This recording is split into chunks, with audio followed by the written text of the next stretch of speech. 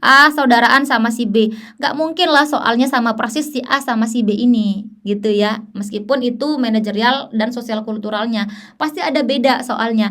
Tapi intinya sama, cara jawabnya itu triknya ya sama teman-teman ya.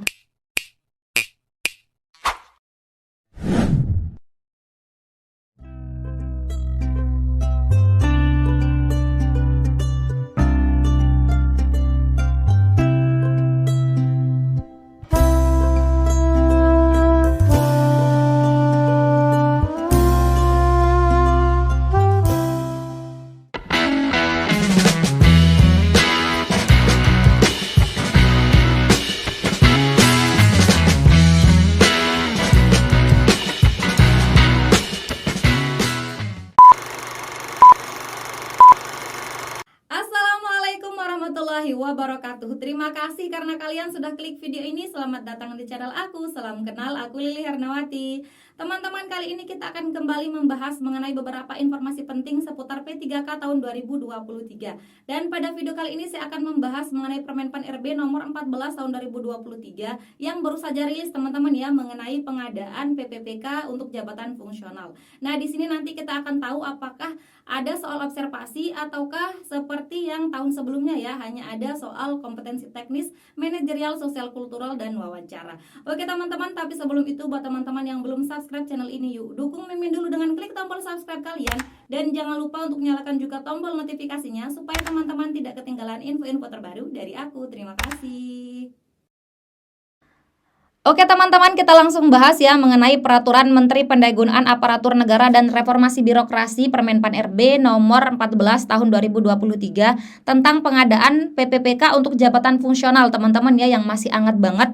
Tanggal ditetapkannya itu tanggal 12 September tahun 2023 dan tanggal diundangkannya tanggal 13 September tahun 2023. Dan status dokumen ini berlaku teman-teman ya, sudah berlaku. Jadi ini bisa digunakan sebagai acuan untuk nanti PPPK periode 2023 ini teman-teman. Kita langsung bahas ya. Menimbangnya tidak usah saya bahas teman-teman. Mengingatnya juga tidak usah. Oke teman-teman, kita bahas mulai dari bagian kedua ya, mengenai perencanaan pasal 16 teman-teman di sini.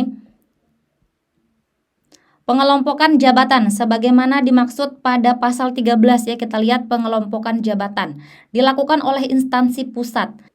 Instansi pusat dapat mengelompokkan kebutuhan yang memiliki jabatan dan kualifikasi pendidikan yang sama dalam unit satuan kerja penempatan yang berbeda.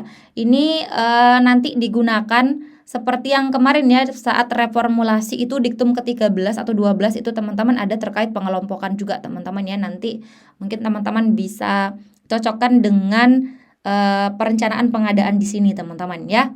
Pengelompokan jabatan sebagaimana dimaksud pada ayat 2 dilakukan pada SSC ASN dan selanjutnya dicantumkan dalam pengumuman lowongan P3K pada instansi pusat. Pelamar yang melamar pada kebutuhan jabatan yang sudah dikelompokkan oleh instansi pusat sebagaimana dimaksud pada ayat 1 wajib membuat atau melengkapi surat pernyataan yang berisi kesediaan ditempatkan di seluruh satuan kerja atau unit di lingkungan instansi yang bersangkutan. Jadi kalau misalkan satu instansi atau instansi pusat sudah mengeluarkan beberapa lowongan teman-teman ya, beberapa formasi, kemudian teman-teman yang sudah lulus nanti harus bersedia ditempatkan di tempat yang berbeda dengan yang teman-teman lamar ya, tapi masih satu instansi di instansi pusat seperti itu ya. Jadi di sini teman-teman harus bersedia teman-teman ya. Jadi teman-teman harus bersedia ditempatkan dimanapun setelah adanya pengelompokan teman-teman. Oke, kita lanjut lagi ke pasal berikutnya ya. Pasal 17, instansi pemerintah yang menyelenggarakan seleksi kompetensi teknis tambahan selain CAT wajib menyusun pedoman seleksi kompetensi teknis tambahan sebagaimana dimaksud pada pasal 13 ayat 4 huruf C. Jadi di sini teman-teman beberapa formasi itu mengadakan yang namanya kompetensi teknis tambahan teman-teman ya. Misalkan nih dosen ya, teknis dosen itu ada beberapa kompetensi teknis tambahannya teman-teman ya. Jadi teman-teman yang mendaftar di formasi yang memiliki kompetensi teknis tambahan nanti akan ada pedoman seleksinya teman-teman ya, pedoman seleksi kompetensi teknis tambahan.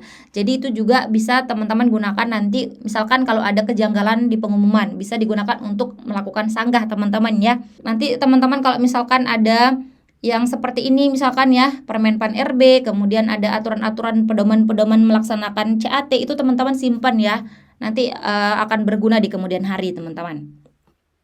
Nah, kita lihat di sini terkait dengan kompetensi teknis tambahannya teman-teman ya.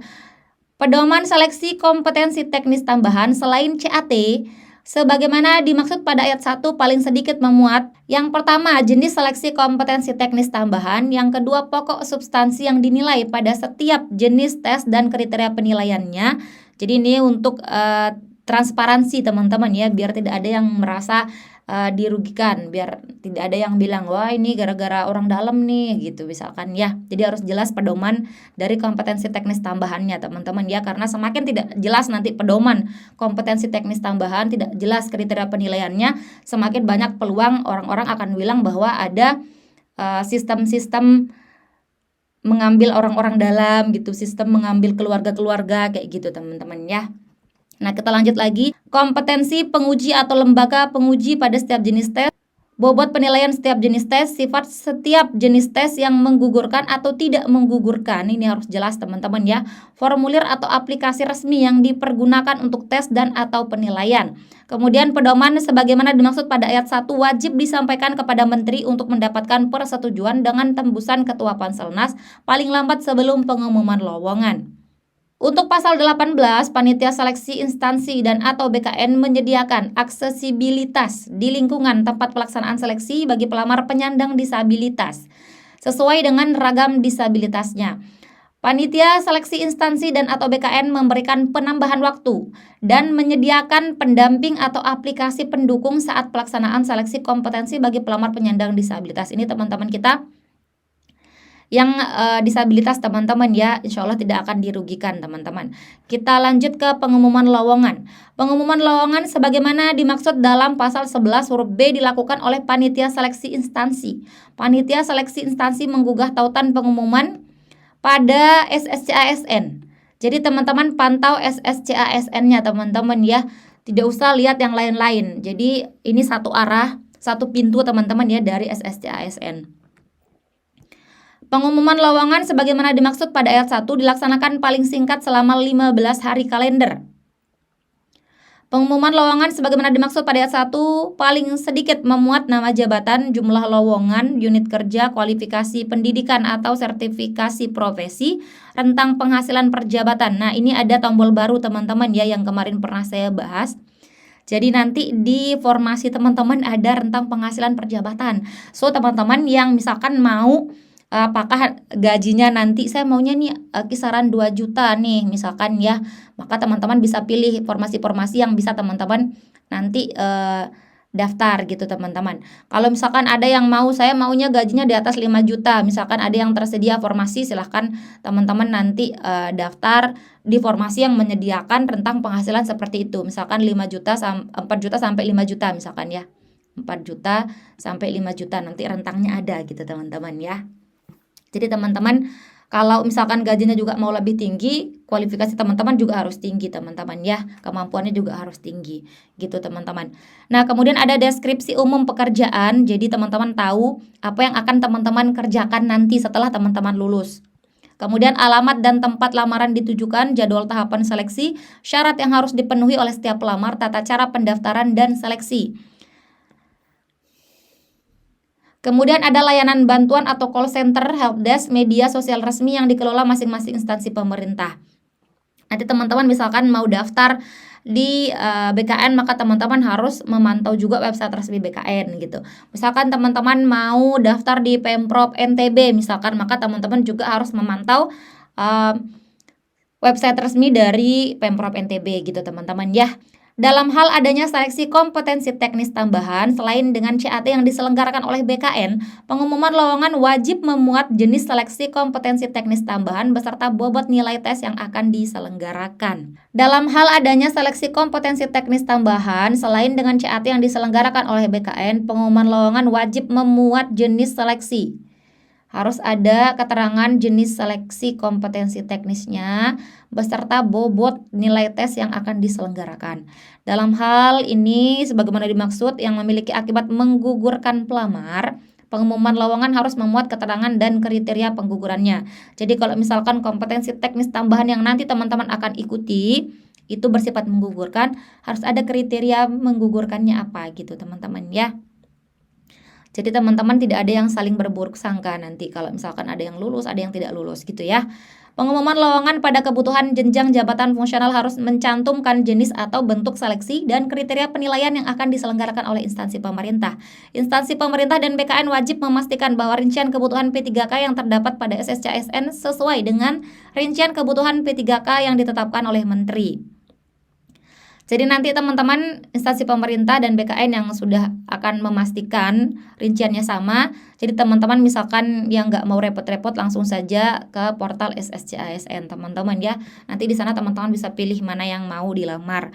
Dalam hal terdapat perubahan kebijakan pengadaan dikeluarkan oleh Menteri, dapat melakukan penyesuaian pada rincian kebutuhan P3K yang terdapat pada SSCASN. Kita lanjut lagi teman-teman ya, bagian keempat mengenai pelamaran. Setiap warga negara Indonesia mempunyai kesempatan yang sama untuk melamar menjadi P3K untuk jabatan fungsional setelah memenuhi persyaratan. Apa saja persyaratannya? Ini teman-teman silahkan teman-teman catat ya atau direkam boleh teman-teman. Persyaratan untuk dapat mengikuti P3K untuk jabatan fungsional. Hai teman-teman, buat teman-teman yang mau ikut bimbingan belajar dari aku, kita akan bahas mengenai manajerial, sosial, kultural, dan wawancara berlaku untuk semua formasi teman-teman. Teman-teman gak perlu khawatir karena ada banyak keuntungan yang bisa teman-teman dapatkan. Yang pertama adalah tentu saja harganya terjangkau, kemudian ada PDF hasil pembelajaran teman-teman, ada juga video pembelajaran, dan ada post-test dan pretest di setiap pertemuannya. Jadi buat teman-teman yang tertarik, mumpung masih ada harga diskon, silahkan DM aku di IG ya. Terima kasih teman-teman, semoga sukses! Yang pertama, usia paling rendah 20 tahun dan paling tinggi 1 tahun sebelum batas usia tertentu pada jabatan yang akan dilamar sesuai dengan ketentuan peraturan perundang-undangan. Jadi misalkan teman-teman melamar suatu formasi yang pensiunnya itu pada usia 65 tahun teman-teman ya, 65 tahun teman-teman akan pensiun. Jadi teman-teman yang melamar itu mulai dari usia 20 tahun teman-teman ya, sampai usia 1 tahun sebelum masa pensiun yaitu 64 tahun yang bisa mendaftar teman-teman ya. Jadi masih banyak kesempatan teman-teman. Kemudian yang B, tidak pernah dipidana dengan pidana penjara berdasarkan putusan pengadilan yang sudah mempunyai kekuatan hukum tetap karena melakukan tindak pidana dengan pidana penjara 2 tahun atau lebih. Jadi buat teman-teman yang misalkan pernah ngelakuin apa gitu teman-teman ya, maupun secara sengaja atau tidak sengaja, kemudian di penjara dengan masa penjaranya itu 2 tahun lebih ya, lebih dari 2 tahun, maka teman-teman tidak bisa mendaftar. Tapi kalau masih kurang dari 2 tahun, teman-teman masih bisa mendaftar. Oke ya. Tidak pernah diberhentikan dengan hormat, tidak hormat atas permintaan sendiri atau tidak dengan hormat sebagai PNS, PPPK, prajurit Tentara Nasional Indonesia, anggota kepolisian negara, atau diberhentikan tidak dengan hormat sebagai pegawai swasta, teman-teman ya. Jadi tidak diberhentikan, tidak pernah diberhentikan ya. Tidak menjadi anggota atau pengurus partai politik atau terlibat politik praktis. Jadi teman-teman yang misalkan mau ikut partai politik untuk pemilihan periode 2024 itu belum bisa ikut PPPK teman-teman ya. Teman-teman harus memilih antara teman-teman ikut seleksi P3K atau teman-teman tetap pada partai politik tersebut misalkan teman-teman ya. Jadi harus ditentukan dari sekarang. Oke, kita lanjut lagi, memiliki kualifikasi pendidikan sesuai dengan persyaratan jabatan. Ini misalkan yang mau daftar di menjadi guru teman-teman ya. Teman-teman misalkan kualifikasi pendidikannya ini bahasa Inggris ya. Tapi teman-teman misalkan mengajar matematika di sekolah. Jangan lihat formasi yang membuka untuk matematika, untuk guru matematika. Tapi lihat yang guru bahasa Inggris karena kualifikasi pendidikan teman-teman itu bahasa Inggris. Itu contohnya teman-teman. Kemudian kita lanjut lagi, memiliki kompetensi yang dibuktikan dengan sertifikat keahlian tertentu yang masih berlaku. Nah, buat teman-teman yang ada afirmasi untuk sertifikat keahlian, teman-teman silahkan siapkan dari sekarang teman-teman ya, karena biasa ada bobotnya ini sertifikat keahlian. Misalkan teman-teman ada mau daftar di dinas pemadam kebakaran, misalkan dibutuhkan itu ada sertifikat keahliannya, ada mungkin mengikuti pelatihan, teman-teman pernah ya untuk pemadam kebakaran, teman-teman bisa gunakan itu teman-teman ya. Nanti akan ada apa saja sih sertifikat keahlian yang akan mendapatkan afirmasi atau tambahan nilai untuk kompetensi teknis biasanya teman-teman ya. Jadi afirmasi biasanya untuk menambah nilai kompetensi teknis teman-teman. Tapi kalau yang manajerial, sosial, kultural, dan wawancara teman-teman harus berjuang karena insya Allah soalnya tidak sulit selama teman-teman sudah tahu triknya teman-teman. Oke, kita next lagi, sehat jasmani dan rohani, persyaratan lain sesuai dengan kebutuhan. Nah, kita lanjut lagi teman-teman. Selain ketentuan sebagaimana dimaksud pada ayat 2 yang tadi, pelamar harus memenuhi ketentuan sebagai berikut. Tidak berkedudukan sebagai calon PNS, calon P3K, prajurit TNI, atau anggota kepolisian. Jadi teman-teman yang sudah dinyatakan lulus dari PPPK 2022 ini dan hanya menunggu proses NI PPPK, teman-teman tidak bisa daftar lagi karena sudah sebagai calon PNS teman-teman ya, calon PPPK gitu. Tidak pernah melakukan dan atau terlibat tindakan pelanggaran seleksi dalam 3 periode seleksi calon ASN sebelumnya. Jadi tidak pernah melakukan pelanggaran teman-teman ya. Tidak berstatus sebagai peserta lulus seleksi calon ASN yang sedang dalam proses pengusulan. Nah, ini tadi yang sudah saya jelaskan teman-teman ya. Memiliki pengalaman terkait dengan bidang tugas jabatan yang dilamar, harus ada pengalaman kerja. Kalau teman-teman melamar menjadi arsiparis, maka teman-teman harus memiliki pengalaman terkait arsiparis, teman-teman. Instansi pemerintah dapat menyesuaikan persyaratan usia paling tinggi pelamar dengan memperhatikan masa perjanjian kerja. Oh, ini bisa berubah nanti ya, usia paling tinggi yang melamar. Daftar sertifikasi keahlian tertentu sebagaimana dimaksud pada ayat 2 huruf F dan pengalaman sebagaimana dimaksud pada ayat 3 harus ditetapkan dengan keputusan menteri. Kita next lagi teman-teman. Nah, ini untuk teman-teman kita yang penyandang disabilitas teman-teman ya. Wajib menyatakan bahwa bersangkutan merupakan penyandang disabilitas pada saat melamar. Selain harus memenuhi persyaratan umum sebagaimana dimaksud pada pasal 20, pelamar yang berasal dari pelamar penyandang disabilitas harus memenuhi ketentuan tambahan. Yang pertama, melampirkan surat keterangan dari dokter rumah sakit pemerintah puskesmas yang menerangkan jenis dan derajat kedisabilitasannya. Dan yang kedua, menyampaikan video singkat yang menunjukkan kegiatan sehari-hari dalam menjalankan aktivitas sesuai dengan jabatan yang akan dilamar. Jadi tidak ada unsur penipuan nantinya teman-teman ya. Oke.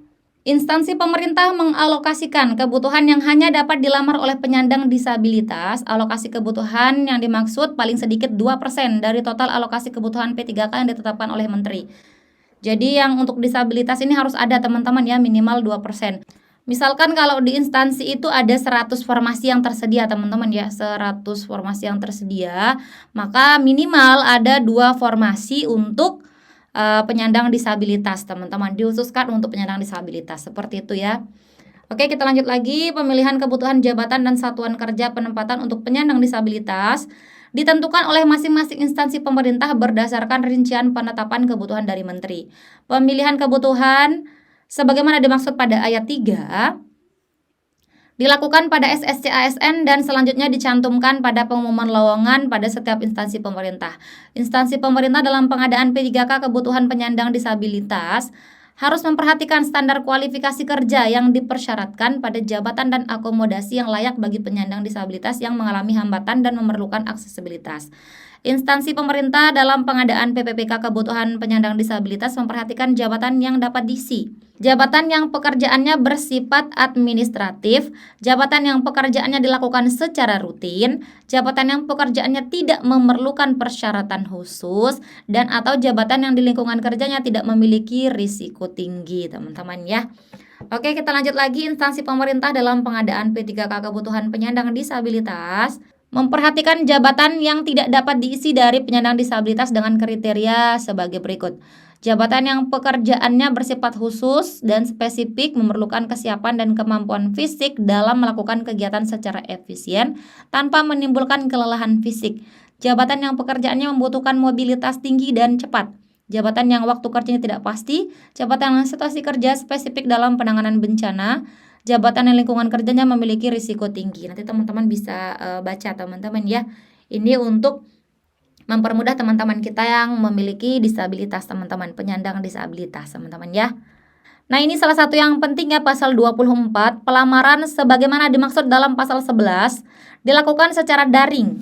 Jadi, secara online teman-teman ya, pelamaran dilakukan secara online melalui laman SSCASN. Jadi, jangan mau kalau misalkan ada yang ngajak teman-teman itu lamar melalui luring atau offline langsung ke orangnya, jangan teman-teman ya, karena di sini satu pintu pelamarannya dari portal SSCASN dengan terlebih dahulu membuat akun. Jadi semua harus membuat akun. Mau teman-teman sudah pernah ikut di tahun 2022 misalkan teman-teman ya, teman-teman harus buat akun lagi teman-teman ya, harus membuat akun lagi gitu ya. Mau teman-teman baru melamar atau teman-teman sudah melamar, teman-teman harus membuat akun. Oke teman-teman, dengan proses pengunggahan dokumen yang dipersyaratkan secara elektronik, pembuatan akun sebagaimana dimaksud pada ayat 1 hanya dapat dilakukan sebanyak 1 kali. Pembuatan akun hanya 1 kali dalam 1 periode PPPK ya. Pelamaran sebagaimana dimaksud pada ayat 1 dapat dikecualikan bagi kebutuhan P3K pada jabatan fungsional ahli utama. Pelamar hanya dapat melamar pada satu jenis kebutuhan, PNS atau P3K. Jadi teman-teman, seperti yang sudah saya sering informasikan sebelumnya teman-teman ya, karena direncanakan untuk ASN ini PNS maupun P3K ini akan dibuka secara bersama-sama teman-teman ya. Teman-teman tidak bisa mendaftar di keduanya. Tidak bisa daftar PNS, tidak bisa juga merangkup mendaftar P3K. Harus pilih mau PNS atau P3K. Jadi dari sekarang harus ditentukan teman-teman, supaya teman-teman fokus belajarnya apa. Karena soalnya beda-beda teman-teman ya. Kalau PNS ini soalnya ada SKD teman-teman ya, TWK, TIU. Ini SKD teman-teman ya, kalau PNS itu SKD. Ada TWK, TIU, kemudian ada TKP teman-teman. Sedangkan kalau P3K ini ada kompetensi teknis, ada kompetensi manajerial, kemudian ada sosial kultural, dan ada wawancara gitu teman-teman. Soalnya beda, jadi kalau teman-teman mau daftarnya PNS, teman-teman harus fokus belajar yang SKD. Kalau teman-teman mau P3K harus fokus belajarnya yang soal P3K gitu teman-teman ya, supaya tidak buyar nanti konsentrasinya gitu. Pelamar sebagaimana dimaksud pada ayat 4 hanya dapat melamar pada satu instansi dan satu jenis jabatan. Dalam hal pelamar sebagaimana dimaksud pada ayat 4 diketahui melamar lebih dari satu instansi atau satu jenis jabatan atau satu jalur kebutuhan, kemudian menggunakan 2 nomor identitas kependudukan yang berbeda, yang bersangkutan dianggap gugur dan dapat dikenakan sanksi ya teman-teman ya. So teman-teman yang mau daftar, patuhi saja aturannya teman-teman supaya teman-teman tidak menyesal di kemudian hari teman-teman ya. Oke, kita next ke bagian kelima terkait dengan seleksi. Tahapan seleksi ini yang sangat-sangat penting menurut saya setelah persyaratan teman-teman ya, karena tadi persyaratan sudah kita bahas, sekarang kita bahas bagian seleksinya teman-teman. Oke? Pasal 25, seleksi pengadaan P3K sebagaimana dimaksud pada pasal 11 huruf D yang tadi ya. Ada 2 tahap. Yang pertama seleksi administrasi dan ada seleksi kompetensi, teman-teman. Kita lihat lagi di sini seleksi administrasi. Apa saja sih seleksi administrasi itu yang dilihat? Jangan sampai teman-teman sebelum berperang melalui CAT sudah gugur duluan di seleksi administrasi ya, dipahami teman-teman. Yang pertama, seleksi administrasi sebagaimana dimaksud pada pasal 25 huruf A dilakukan untuk mencocokkan persyaratan administrasi dan kualifikasi dengan dokumen pelamaran. Jadi misalkan teman-teman itu mau daftar di formasi A, kualifikasi pendidikannya harus misalkan bahasa Inggris teman-teman. Maka teman-teman yang bukan kualifikasi pendidikan bahasa Inggris jangan mendaftar, karena ini langsung gugur di seleksi administrasi. Itu contoh teman-teman ya. Kita lanjut lagi, seleksi administrasi sebagaimana dimaksud pada ayat 1 dilaksanakan oleh panitia seleksi instansi. Panitia seleksi instansi harus mengumumkan hasil seleksi administrasi secara terbuka. Dalam hal dokumen pelamaran sebagaimana dimaksud pada ayat 1 tidak memenuhi persyaratan administrasi, pelamar dinyatakan tidak lulus seleksi administrasi. Nah, kemudian nanti ada syarat-syarat administrasi atau syarat-syarat dokumen yang harus diupload, teman-teman harus persiapkan dengan baik teman-teman ya, supaya tidak gugur di seleksi administrasi. Pelamar yang telah diumumkan lulus seleksi administrasi sebagaimana dimaksud ayat 3 mengikuti seleksi kompetensi. Jadi kalau udah lulus di seleksi administrasi, baru ikut seleksi kompetensi, teman-teman. Seleksi administrasi bagi penyandang disabilitas dilakukan untuk memastikan kesesuaian antara kebutuhan kompetensi dan syarat jabatan yang dibutuhkan. Kemudian ada verifikasi sebagaimana dimaksud pada ayat 1 oleh instansi pemerintah, teman-teman ya. Kita lanjut lagi masa sanggah hasil seleksi administrasi. Jadi teman-teman yang merasa kenapa saya tidak lulus seleksi administrasi, teman-teman bisa melakukan sanggah teman-teman nanti ya. Nah, pelamar yang keberatan terhadap pengumuman hasil seleksi administrasi sebagaimana dimaksud pada pasal 26 dapat mengajukan sanggahan paling lama 3 hari sejak hasil seleksi administrasi diumumkan. Nanti waktu sanggahnya itu 3 hari teman-teman ya. Sanggahan dimaksud pada ini dilakukan melalui SSCASN. Satu pintu ya, SSCASN aja. Kemudian panitia seleksi instansi dapat menerima atau menolak. Panitia seleksi instansi dapat menerima alasan sanggah dalam hal kesalahan bukan berasal dari pelamar. Misalkan kesalahannya dari panitia ya, salah lihat dokumennya, dikiranya A ternyata B gitu ya, baru bisa diterima keputusan sanggahnya, diluluskan gitu teman-teman, gak jadi digugurkan gitu ya. Nah, kalau kesalahan berasal dari pelamar, panitia berhak untuk menolak sanggahan. Dalam hal alasan sanggahan pelamar sebagaimana dimaksud dalam yang tadi, diterima, panitia seleksi instansi mengumumkan ulang hasil seleksi administrasi paling lama 7 hari. Jadi setelah masa sanggah nanti akan diumumkan setelah 7 hari ya. Untuk yang pengumuman susulan setelah pasca sanggah teman-teman.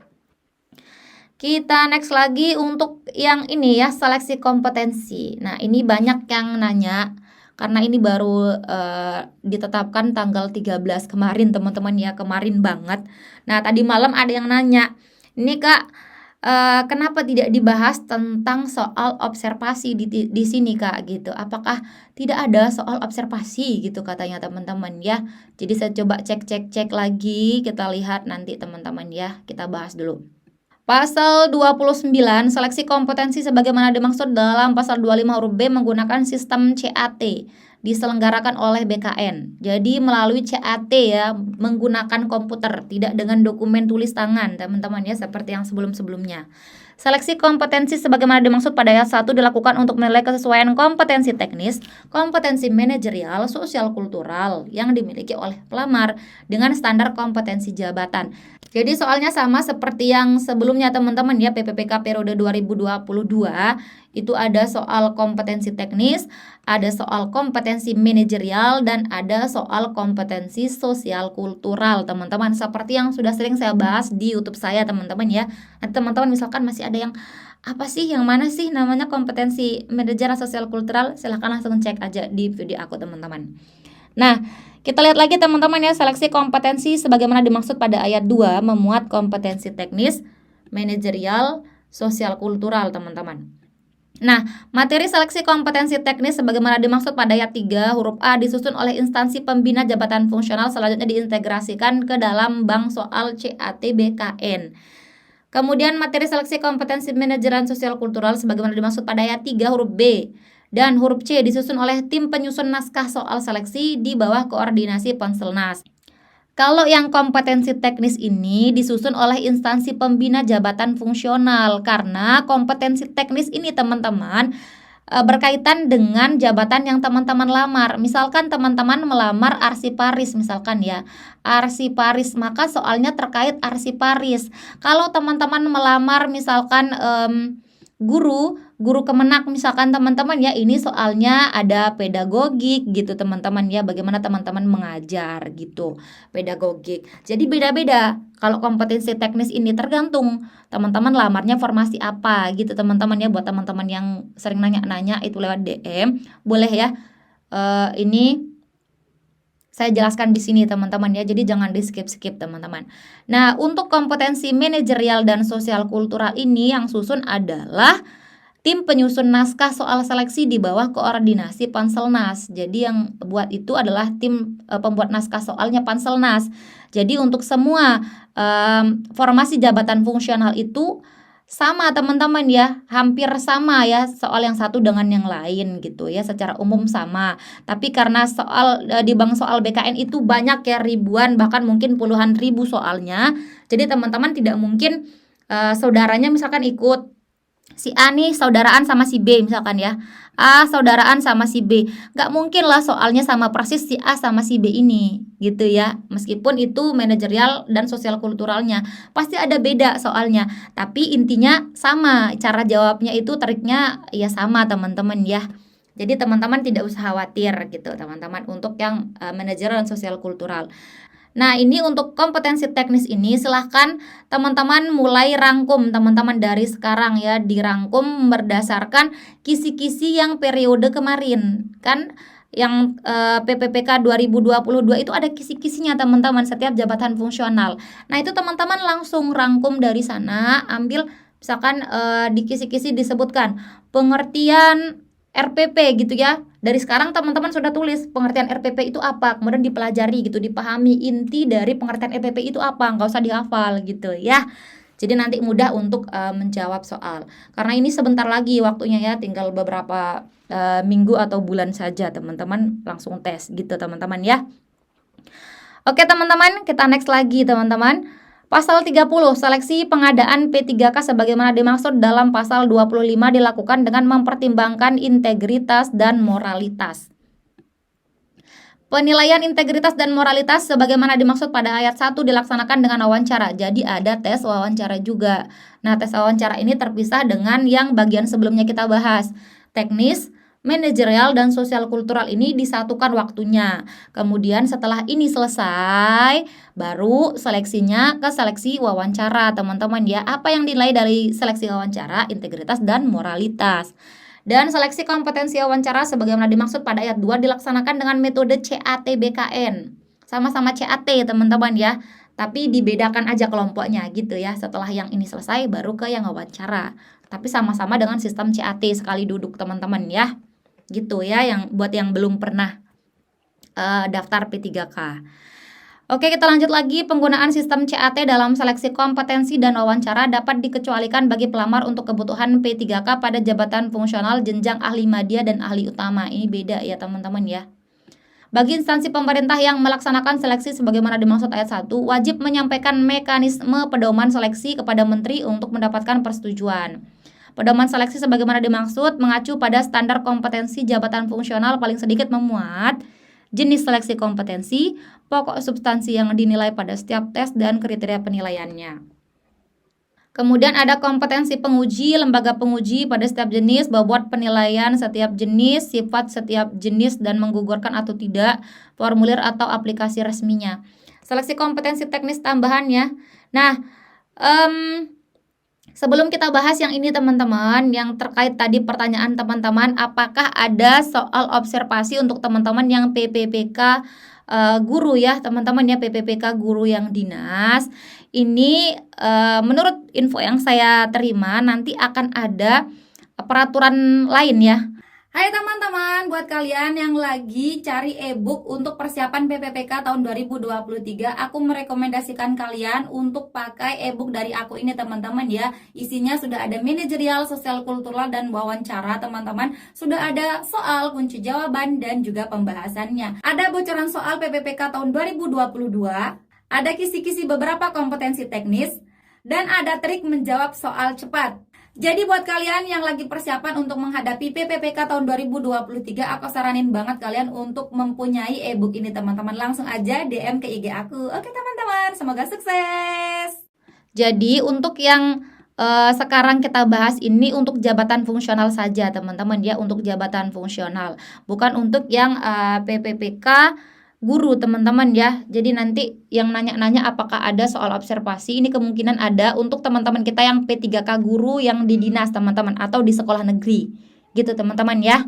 Jadi buat teman-teman yang mau daftar P3K guru dinas atau yang ngajarnya di sekolah negeri, itu silahkan ditunggu saja ya peraturan terbaru terkait dengan seleksi kompetensinya ya untuk P3K guru.